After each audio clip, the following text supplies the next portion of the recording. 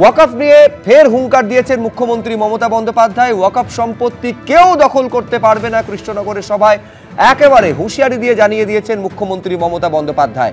আগে বলেছিলেন ওয়াকফ আইন মানবেন না, এখন ওয়াকফ আইন মানতেই হলো, কটাক্ষ করছেন সাসপেন্ডের তৃণমূল বিধায়ক হুমায়ুন কবির। মনে রাখবেন, আমরা পরিষ্কার বলেছি ওয়াকফ প্রপার্টি তার নিজস্ব আইন অনুযায়ী চলবে।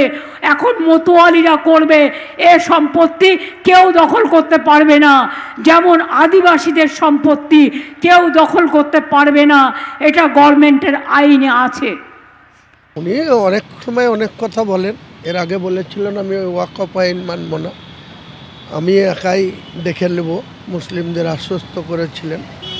এখন আবার ওয়াকফ আইন মানতে হলো, তার আধিকারিকরা ডাউনলোড করে সেটাকে মান্যতা দিল। আমি তো নিজে বলেছি মুসলমানদের সম্পত্তির দিকে কেউ হাত বাড়ালে তারা তাদের সম্পত্তি রক্ষা করার মতন ক্ষমতা, সমর্থ এবং শক্তি সবটাই রাখে।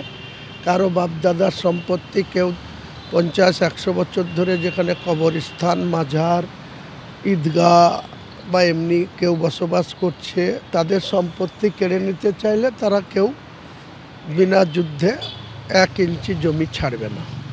পশ্চিমবঙ্গ সরকার, তার কাছে কেন্দ্রীয় সরকারের নির্দেশ এলো 23 জুন যে সমস্ত ওয়াকফ প্রপার্টিগুলোকে রেজিস্টার্ড করতে হবে, ডিজিটালি রেজিস্টার্ড করতে হবে 6 মাসের মধ্যে, অর্থাৎ 6 ডিসেম্বরের মধ্যে। তারপরে পশ্চিমবঙ্গ সরকার সেই সময় বাংলার মানুষকে বলল যে আমি আছি, কোনো চিন্তা নাই, কিছু করতে হবে না, এই বাংলায় কোনো কিছু দরকার নেই যতক্ষণ আমি আছি। তারপর হঠাৎ করে 27শে নভেম্বর পশ্চিমবঙ্গ সরকারের পক্ষ থেকে জেলার প্রত্যেকটা ডিস্ট্রিক্ট ম্যাজিস্ট্রেট দপ্তরে বার্তা চলে গেল, আদেশ চলে গেল যে 6 ডিসেম্বরের মধ্যে সমস্ত কিছু ডিজিটালি এখানটায় রেজিস্টার্ড করতে হবে। 6 ডিসেম্বরের মধ্যে কি করে এত ওয়াকফ সম্পত্তি তাও আবার ডিজিটালি রেজিস্টার করতে হবে, এটা একটা বড় সমস্যা মুসলিম সমাজের কাছে। সেই জন্য আমি আগেও দাবি করেছি কিরণ রিজিজুর কাছে, ভারতবর্ষের রাষ্ট্রপতির কাছে, আজকে রাজ্যপালের কাছে, যে যতক্ষণ পর্যন্ত পশ্চিমবঙ্গে একটাও ওয়াকফ সম্পত্তি আনরেজিস্টার্ড অর্থাৎ নথিভুক্ত না হয়ে থাকবে ততক্ষণ পর্যন্ত সময় বাড়িয়ে সাহায্য করতে হবে। শুভময়দা, আপনার নিজের কি ব্যাখ্যা? প্রায় প্রত্যেকটা রাজনৈতিক সভায় গিয়ে ওয়াকফ নিয়ে সংখ্যালঘুদের কেন আশ্বস্ত করতে হচ্ছে মুখ্যমন্ত্রীকে? দেখুন, আইনটি পাশ হয়ে গেছে এবং যে লক্ষ কোটি টাকার সম্পত্তি, এর মধ্যে প্রচুর আনরেজিস্টার্ড সম্পত্তি, এবং এটা তো একেবারে সত্যি কথা যে ওয়াকফ বোর্ডের যে সম্পত্তি সেই টাকা নিশ্চয়ই নিম্নবিত্ত মুসলিম সমাজের উন্নয়নে ব্যাপকভাবে ব্যয় করা হয়েছে, এমনটা নয় আগের রাজত্বগুলিতে। এবং সবচেয়ে বড় কথা হচ্ছে যে আমাদের যে দুর্বৃত্তায়নের বিষয়গুলো আছে, দুর্নীতির বিষয়গুলো আছে, আজকেও তো ওই জনসভার পর বোধহয় 3 জনের গলার হাড় কেউ ছিনিয়ে নিয়েছেন।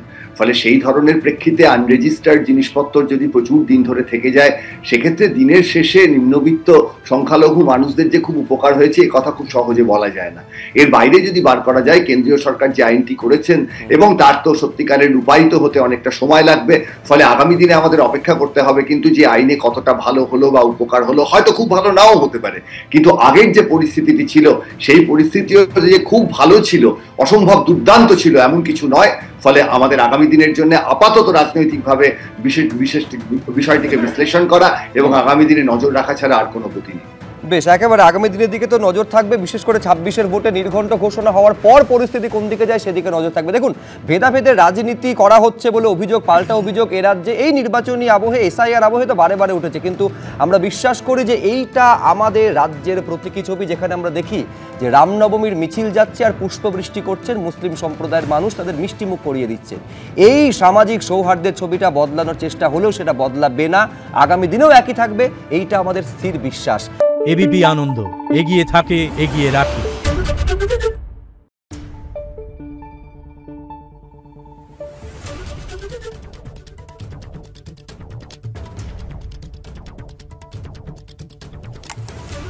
Thank you.